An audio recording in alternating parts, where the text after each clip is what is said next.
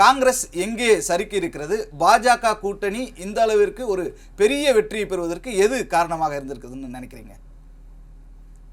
இது என்டிஏ சைட்ல இருந்து பார்க்கும்போது அவங்க பண்ணின பெரிய ஸ்ட்ராட்டஜிக் மூவ் என்னன்னு கேட்டீங்கன்னா, ராம்விலாஸ் பாஸ்வானுடைய ஜன் லோக் சக்தியை வந்து அவங்க என்டிஏக்குள்ளார கொண்டு வந்தது.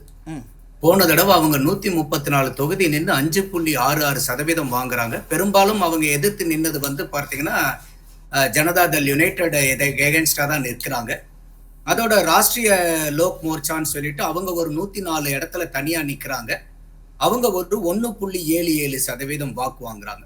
இந்த 2 பேர்த்தையும் வந்து இவங்க இந்த என்டிஏக்குள்ளார கொண்டு வரும்போது பாத்தீங்கன்னா சற்று ஏறக்கூடிய ஒரு 7.5% வாக்கு வங்கியை வந்து என்டிஏ கூட்டுறாங்க. என்ன காரணம்னு கேட்டீங்கன்னா, போன எலெக்ஷன்ல என்டிஏக்கும் மகாகத்பண்டுக்கும் உண்டான வாக்கு வித்தியாசம் எவ்வளவுனா 0.03% தான். 0.3% இல்ல, 0.03%. அந்த குறுகிய வாக்கு வித்தியாசத்துல வந்து ரொம்ப 125 சீட் இவங்க அடிக்கிறாங்க, அவங்க 110 சீட் அடிக்கிறாங்க. பட் இந்த தடவை வந்து பாத்தீங்கன்னா அந்த நேரோல எல்லாம் வந்து இருந்தா ரொம்ப ரிஸ்க் ஃபேக்டர்னு சொல்லிட்டு இந்த 2 பார்ட்டியை